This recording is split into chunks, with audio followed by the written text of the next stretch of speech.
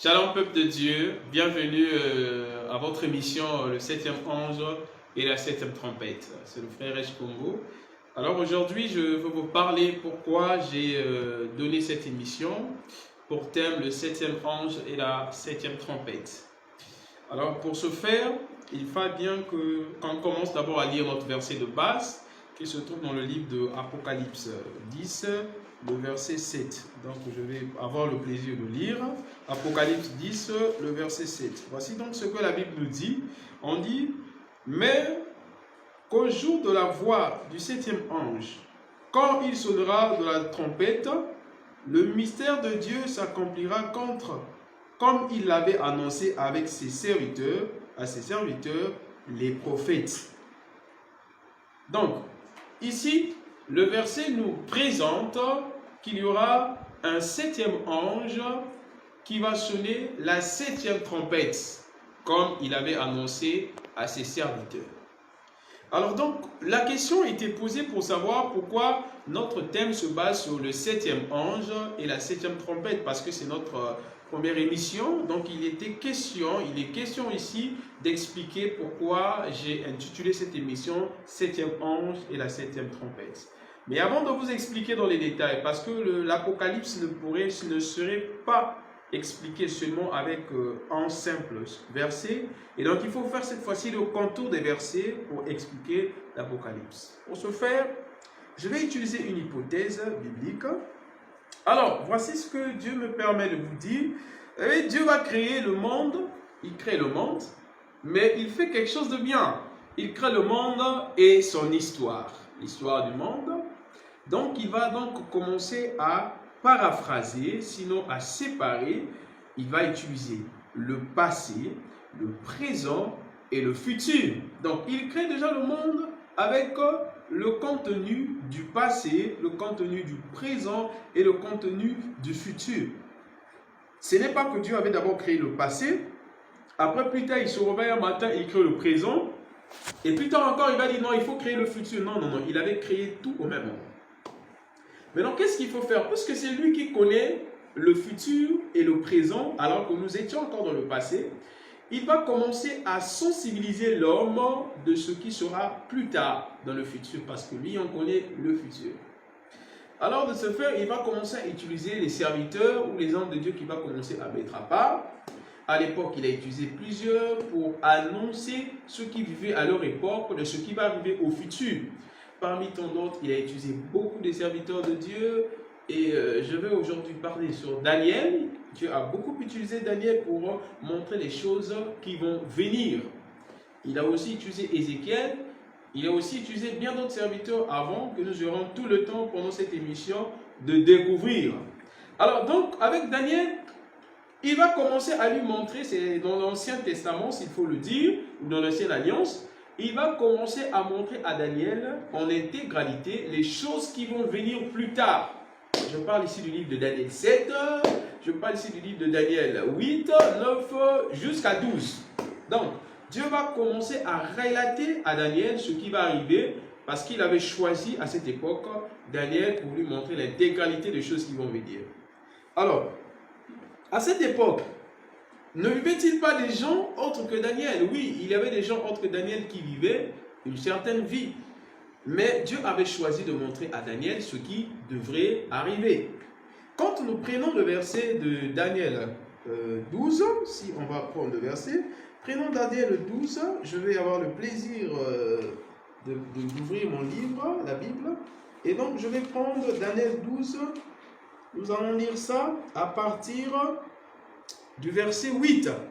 Il dit, j'entendis, mais je ne compris pas. Et je dis, mon Seigneur, quelle sera l'issue de ces choses? Il répondit, va Daniel, car ces paroles sont tenues secrètes et scellées jusqu'au temps de la fin. Plusieurs seront purifiés, blanchis et épurés. Les méchants feront le mal et aucun des méchants ne comprendra. Mais ceux qui auront de l'intelligence comprendront. Déjà là, vous allez essayer de comprendre que Dieu est entré, je suis parti directement parce que le but ici c'est de simplement montrer aux gens pourquoi l'émission s'appelle le 7e ange et la 7e trompette. Donc, lorsque vous allez lire tout pour revenir un peu plus haut, vous allez voir par exemple au premier verset du verset 12 de Daniel, la Bible va dire « En ce temps-là se lèvera Michael, le grand chef de défenseur des enfants de ton peuple. Et ça sera une époque de détresse telle qu'il n'y en a pas eu point de semblable depuis les nations existent jusqu'à cette époque. Et en ce temps-là, ceux de ton peuple qui seront trouvés inscrits dans... » Alors, nous voyons depuis le verset de Daniel 12 comment Dieu était en train de mettre déjà une différence dans la tête de Daniel. Il disait que non, je te montre ces choses, mais il y a un problème. Il y aura ceux qui vont comprendre ces choses, dont le nom sera trouvé dans le livre de la vie. Et il y aura aussi ceux qui ne vont pas comprendre les choses que tu dis. Simplement pourquoi? Parce que je te montre à toi, Daniel, et tu vas parler à mon peuple, mais il y aura un peuple qui va t'écouter, un autre peuple qui ne va pas t'écouter. Mais seulement, Daniel, puisqu'il était vraiment un serviteur de Dieu, il voulait vraiment avoir tous les détails et expliquer au peuple de cette époque. Il va donc dire à Dieu ce qu'on a dit tout à l'heure de Daniel 12 à partir de verset 8. Il dit, mais Dieu, j'ai vu que tu m'as donné les signes et tout ça, mais j'ai vraiment besoin de comprendre quelle est l'issue de ces choses. Comment ça va se passer en intégralité? Alors, j'ai dit dès le départ que Dieu prenait ses serviteurs, mettait à part pour leur donner l'intégralité de l'évolution du monde et de ce qui devrait arriver. Donc, de ce fait, il va interdire à Daniel, dit non Daniel, c'est vrai, tu es mon serviteur, mais je fais une chose, je t'interdis de comprendre ce qui va arriver plus tard, je te montre, mais tu ne sauras pas lire, tu ne sauras pas quand est-ce que ça va commencer, parce qu'il va dire, ceux de cette époque auront l'intelligence de comprendre ce qui va arriver. Ça, c'est ce que Dieu dit à Daniel. Donc, il interdit à Daniel, tout un serviteur de Dieu, de connaître comment ça va se passer en intégralité, bien qu'il lui avait montré des éléments de précision. Mais Dieu va lui dire, nous valoriser à cette époque-là déjà, il va nous valoriser, nous qui allons avoir la grâce. Plus tard, il dira à Daniel que ceux de cette époque auront l'intelligence de comprendre les choses et de savoir le temps. Et justement, pour ce faire, parce que c'est un verset de l'Ancienne Alliance, mais il faut qu'on aille dans la révélation pour voir son accomplissement. Et donc, lorsque nous partons dans le livre de Romains 12, il est écrit à partir du verset 2, Dieu va commencer maintenant à reparler. Il dit, ne vous conformez pas au siècle présent. Déjà, il va dire, ne vous conformez pas au siècle présent. Pourquoi? Déjà, parce que Dieu connaît l'évolution du monde, c'est-à-dire la période du présent, il en connaissait, le passé, il en connaissait, et le futur. Donc, c'est pourquoi il leur dit non, ne vous conformez pas à cela, parce que Dieu, il en connaît l'issue. Et donc, la même chose que Daniel le faisait aussi, il se conformait pas au siècle présent. Et donc, maintenant, au futur, regardez ce que Dieu va ajouter, mais soyez transformés par le renouvellement de l'intelligence.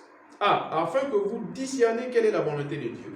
Voilà, de ce qui est bien et de ce qui ne l'est pas. Voilà, donc Dieu va commencer à ouvrir une brèche pour nous faire savoir que nous qui sommes à cette époque, nous avons donc la capacité d'avoir ce renouvellement de l'intelligence, une dimension, une capacité de discerner. Donc, on voit ici donc que le verset de Daniel 12 va commencer à s'accomplir ici dans le livre de Romains 2 et de 12, le verset 2, où Dieu nous demande de ne pas nous conformer au siècle présent. Et pourquoi Dieu nous demande de ne pas nous conformer au siècle présent? Déjà là, on a vu en premier que c'était l'accomplissement de l'intelligence développée de cette époque que Dieu parlait à Daniel, que nous sommes à notre époque aujourd'hui. Donc déjà là, une prophétie vient de s'accomplir par rapport à ce que Dieu avait dit et à son accomplissement de Daniel 12. Mais nous sommes toujours en train d'évoluer pour montrer les gens à part que Dieu choisit justement de donner la connaissance afin que ces personnes-là annoncent au peuple de Dieu. Alors maintenant, nous ne sommes plus à l'époque de Daniel, nous sommes dans notre époque et nous avons eu l'intelligence développée. Et de cet effet, Daniel, il est parti, il est mort. Daniel n'est plus présent parce que Dieu va travailler avec ses serviteurs qui sont vivants, ses serviteurs qui sont morts et ont marqué l'histoire, ont laissé les archives afin qu'il y ait la continuité parce que Dieu est un Dieu des vivants. Ok. Alors, justement, maintenant avec l'époque de ceux avec l'intelligence renouvelée, susceptible de comprendre les choses apocalyptiques, sinon comprendre les choses mystérieuses de Dieu. à notre époque où nous sommes, Dieu va aussi élever un homme comme Daniel. Okay? D'ailleurs, il y a eu plusieurs, même les Paul, on en parlait, les Pierre, mais spécifiquement, il va élever un homme comme Daniel, comme à leur époque aussi, ils étaient nombreux, Ézéchiel et autres, pour parler des choses à venir, mais il va élever un homme aussi comme Daniel. Cette fois-ci, ça ne sera pas un prophète, mais ça sera un apôtre appelé Jean, l'apôtre Jean. L'apôtre Jean, Dieu va le prendre parmi plusieurs, il va commencer à lui montrer les choses les plus considérables. Et déjà, lorsque l'Apocalypse, on va signaler le départ, ça a été donné par Jean, et c'est Jean qui était tenu à expliquer les choses apocalyptiques, sinon eschatologiques, les choses qui vont venir. Et quand Dieu va prendre Jean, il va préciser déjà à Jean qui est l'apôtre, il va lui montrer un schéma, un schéma de l'évolution du monde. Il va lui dire dans Apocalypse 1, le verset 19, donc j'aurai le plaisir aussi de vous lire tout à l'heure, Apocalypse 1, le verset 19, regardez ce que Dieu va dire, déjà précisé à Jean l'apôtre. Il dira à Jean l'apôtre ceci, écris donc les choses que tu as vues, et celles qui sont, et celles qui doivent arriver après celles qui sont. Apocalypse 1, le verset 19. Donc, ici aussi, on comprend que Dieu avait dit aussi à Jean les paroles comme ce qu'il avait dit à Daniel. Parce que Daniel et Jean, c'est les deux personnes que Dieu a beaucoup parlé sur la précision des choses des temps de la fin, où nous sommes. Donc, Dieu va déjà mettre une différence. Il dit à Jean, oui, j'apporte Jean, voici, je te montre les choses que tu as vues, qui est le contenu de la vision, tout ce que Jean est en train de voir, donc ce qui s'est passé dans le passé, et tout ça, c'est déjà les choses que Jean a vues, et toute la vision, donc c'est le contenu. Et donc, Dieu va maintenant commencer à lui préciser, et donc tu dois les écrire, et il dit, tu écris aussi les choses qui sont. Or, lorsqu'on parle des choses qui sont, souvenez-vous que j'ai dit au départ, Dieu a dit à Daniel, ceux de cette époque auront l'intelligence de comprendre les choses qui sont scellées.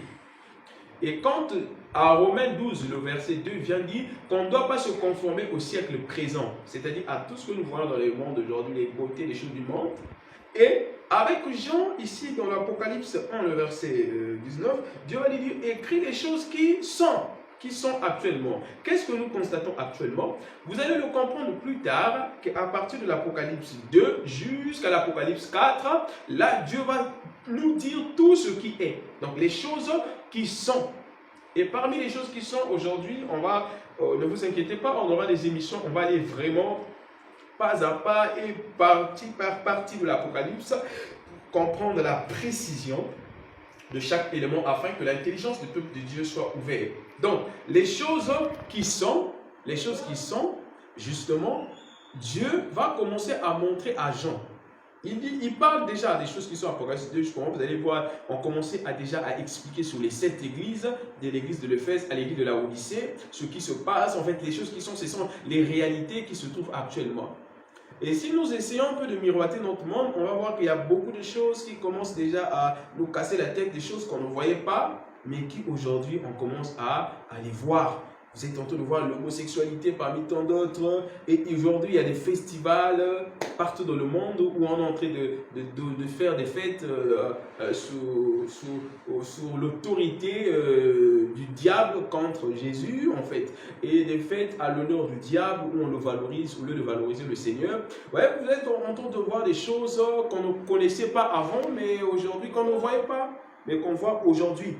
Et parmi tant d'autres, vous êtes tous de voir la célébration des cultes sataniques aux États-Unis, l'évangélisation des satanistes dans les bus et partout. Donc, ce sont des choses qui sont que Dieu nous a dit, nous ne devons pas nous conformer au siècle présent, mais on doit avoir l'intelligence, un renouvellement de l'intelligence. Alors, le plus important aujourd'hui encore, c'est la troisième partie de notre schéma que Dieu commence à nous parler, qu'on a parlé tout à l'heure, c'est les choses qui doivent arriver.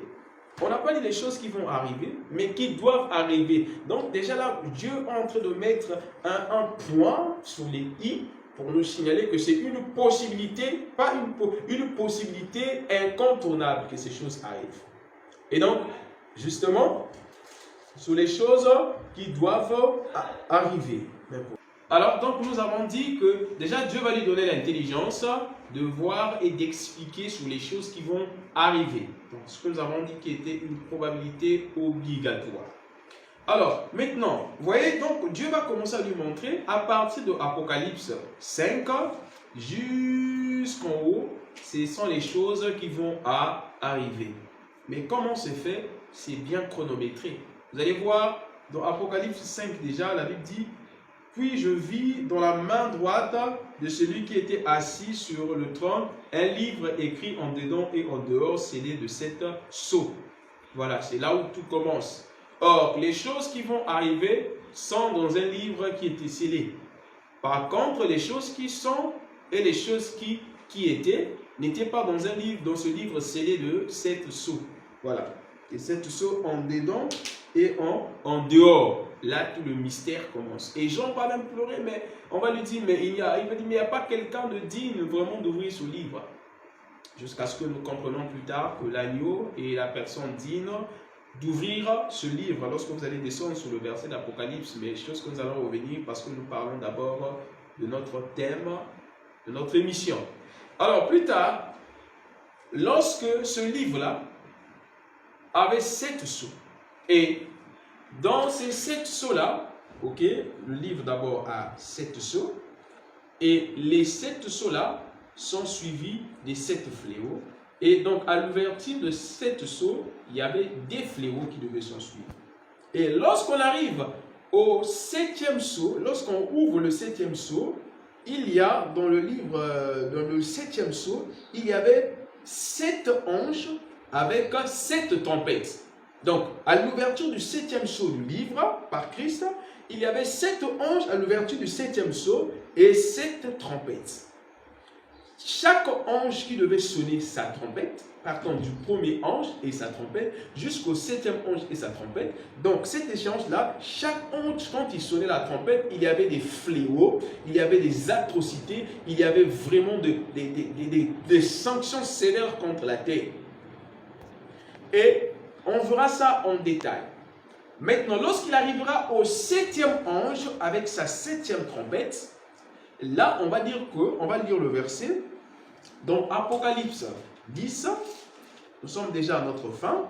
Apocalypse 10, à partir, on peut prendre à partir de 8, il est écrit: et la voix que j'ai entendue du ciel me parla de nouveau et me dit: va prendre le petit livre ouvert dans la main de l'ange qui se tient debout sur la mer et sur la terre.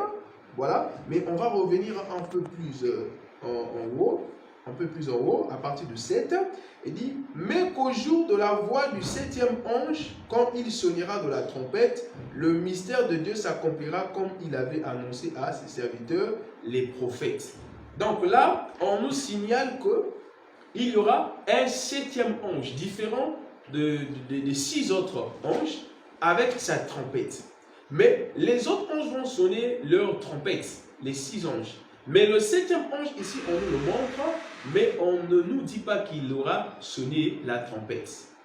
Donc, le 7e ange, on l'a vu, avec sa trompette, mais ici, il ne sonne pas encore sa trompette, parce que sa trompette déclenche les toutes dernières grands événements de l'Apocalypse. Alors, donc ici, rapidement, déjà, nous allons comprendre que le 7e ange, lorsqu'il sonnera la 7e trompette, ça nous emmènera dans une atmosphère de destruction sur la terre. Alors, à ne pas confondre avec la trompette que le Christ va sonner, que 1 Thessaloniciens 4,16 nous dit, il dit que le Christ sonnera par sa voix, qui aura comme le son de la trompette. Et cette trompette-là, que le 7e ange plutôt de Christ, dans 1 Thessaloniciens 4,16, elle est différente de la trompette du 7e ange. Parce que ici, la trompette que Christ va sonner, ce sera un signal pour prendre les élus de Dieu et les enlever. Par contre, la trompette du 7e ange, la 7e trompette du 7e ange, là-bas, ça sera en fait la succession des fléaux que les 6 anges avaient déjà débuté. Mais là, ça sera avec une dimension très élevée de fin et de destruction que nous aurons tout le temps de suivre et de poursuivre. Alors, donc pourquoi déjà notre émission c'est le septième ange et la septième trompette? Parce que le septième ange c'est le tout dernier ange qui restera pour sonner les tout derniers fléaux sur la terre. Et la septième trompette, ça sera la septième trompette qui a boosté la gravité de la destruction de la terre. Alors, ce qui encore est plus attachant à notre émission, c'est ce qu'on va dire après à Jean, justement, dans le livre de Apocalypse 10, à partir de 10. Il dit, je pris le livre de la main de l'ange et je l'avalai, il fut dans ma bouche doux comme du miel, mais quand je lui avalai, mes entrailles furent remplies d'amertume. Puis on me dit, il faut que tu prophétises de nouveau sur la terre de peuple, de tout peuple, de toute nation et de toute langue, ainsi que de tous les rois. Et donc, voyez-vous donc, Dieu va commencer à manifester ses mystères avec l'apôtre Jean, lui montrer les choses qui vont venir, quoique d'autres ont été encore scellés, d'accord? Mais cependant, il dit à l'apôtre Jean d'aller annoncer. Parce que Jean a lu, Jean doit annoncer au peuple qui ont l'intelligence renouvelée que Romains 12 nous parle. C'est pourquoi, frères et sœurs, le but de cette mission sera, pendant son enterrement, de vous rappeler les orientations divines et l'horloge que nous avons à notre époque. Et donc, je veux vous exhorter, avec tout le respect possible, de nous suivre pendant tout notre cheminement avec vous. Que Dieu vous bénisse et que la gloire revienne à notre Seigneur.